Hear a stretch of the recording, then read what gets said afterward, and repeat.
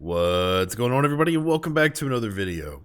So lately I've been playing a bunch of really expensive games, right? And it's getting out of hand, right? Starting with like Diablo 4, you've got $100 game that's not even complete, it's just trash. And then I played Starfield for a while. I got all my money out of Starfield. I'm still playing Starfield. I'm loving Starfield. It's probably the only game that I have spent $70+ on that I'm actually happy with playing. But I wanted to kind of expand out and do something different.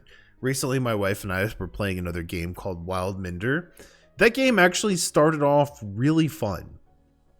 And then like 2 or 3 hours into it, my wife and I looked at each other and we're like, no. So we started over together. We started a new map to kind of, I don't know. Sometimes feeling like starting over will change the perspective. Maybe we missed something, and so we started over again. 2 or 3 hours into that one, we look at each other. We're like, "What are we missing here?" Right? And we kept trying and kept trying and kept trying, and it just the Wild Minder is missing something. Whether you play it single player or multiplayer, there's something there that's missing to make it feel like a complete game. Neither of us could figure it out, and we quickly gave up on it.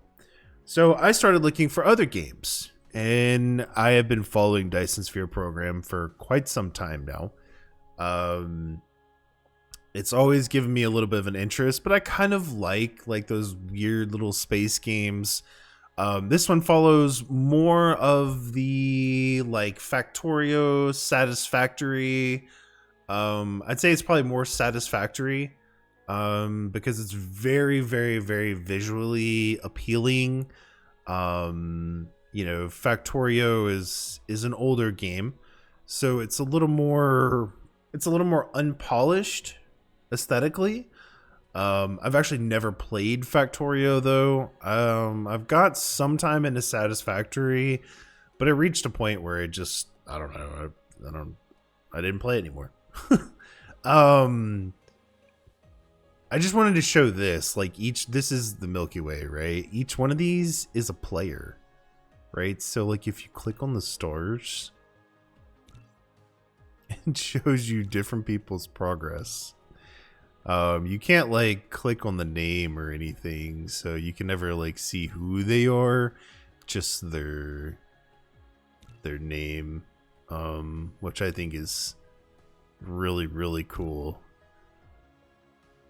I'm assuming the brightness in stars will actually will correlate to the amount of power they have, but I have not clicked on enough stars to really be able to tell the difference. Yeah, 1.33 petawatts on that star. 1.59. 76 terawatt. Yeah, I don't know. I'm assuming the it's correlative. Anyway, I think that's pretty cool. I'm gonna go ahead and load my game now, and we'll look at that. But yeah, I mean, this game's pretty cool. It's it's like Satisfactory or Factorio. But this one takes place on a 3D planet, as you can see, how it has a nice big curve to it. So as you're building, you do have to take that into account. But so far, it seems like a nice little twist to things, right? Like you're not going to get your perfectly little straight lines of things, but that's all right, It's just a different type of building game. So you are essentially a mech, and you place things on the ground, right? So that would be your conveyor belt, right? You build little storages. You can build different types of production. So you just kind of chain things together. You would, build a miner, and it would lead to the production that goes into there. And then you place, I think I did that backwards. Either way, So you just build stuff and you put it together, and essentially you start with raw resources in the ground and you mine them, and then you turn them into, you smelt copper into copper plates, and then you take the copper plates and you combine them with other stuff, and you just assemble things, and then you turn that into research, and then you research stuff in this massive tree, right? There's all kinds of stuff to research and upgrade, and the game has a lot of depth and complexity to it. I have not activated some of this because now I have to figure out how to set up a conveyor belt for the next color of research. There ends up being like a bunch of different colors. 5, maybe 6. It shows 6 up here. I don't know. I don't know. I've not gotten that far yet. I actually had to go to YouTube and get some help with this one. I was trying to figure out how to set up like bulk cube things where you produce them and then turn them into research, and I ended up getting... I had most of it. I did. I was so close. But then I just couldn't... I don't know. So I had to go to YouTube, watch a couple different videos from a couple different people. Finally, it all clicked and made sense. And so I tore everything I had down and I started over. And I don't know. I was so close. I think I didn't have storages. And then I didn't have some other stuff that just like little things that were, I don't know. Anyway. So I got that up now. I have to turn around, and I really want to find a way to like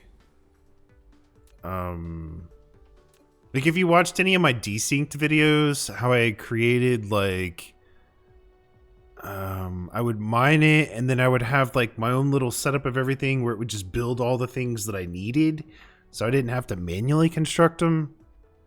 I need to figure out how to set that up so that I'm not sitting here manually building these things by myself. I don't know. Like a little workshop area, I guess. I'll actually throw in an image from Desynced so I can show you what I'm talking about.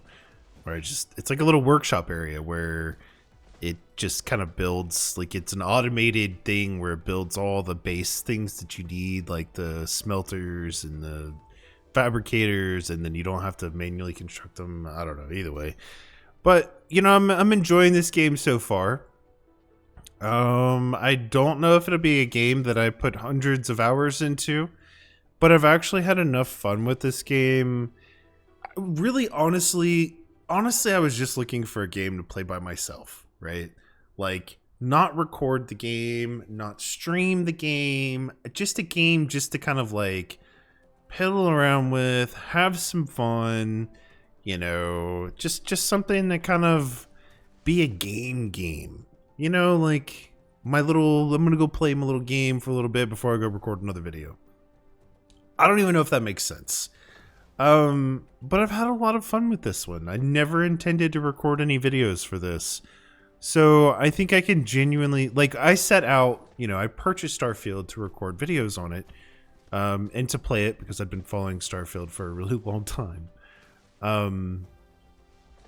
I knew when I purchased Starfield that I was going to be making videos. When I purchased this one, I had no intentions of it. But, I've bought a lot of games and I play a lot of games. Most of them I'll play for like not very long and then I'm done. But this one has been kind of fun so far. I like the puzzle aspect of trying to figure out how to make things work together. I am one of those that, like, when I played RimWorld, or Oxygen Not Included, I was starting over like every hour because I found ways to make things more and more efficient. I feel like this game is kind of that same way. I've started over a couple times and things get more efficient with each start. Like the very first time I did this was a mess. This was an absolute disgusting mess.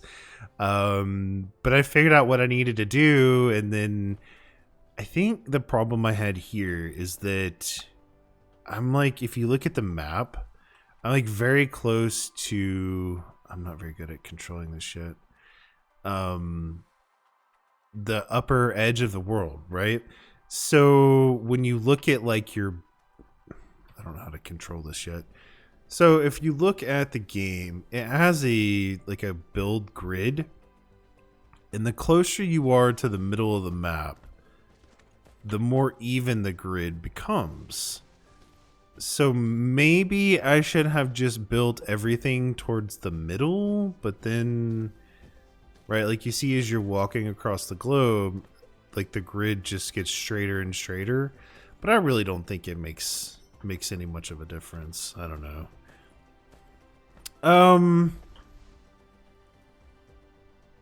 Maybe I'll put out a video or two on how to get to this part. Kind of take all the knowledge that I've learned and combine it into a video. I don't know. I just wanted to share this, really. That's all I wanted to do here is I've actually had a lot of fun with this game. Reminds me of the initial excitement of RimWorld or Satisfactory or Oxygen Not Included. I know those aren't really all in the same category, but it's one of those where you're building and you start over to become more and more efficient or more productive.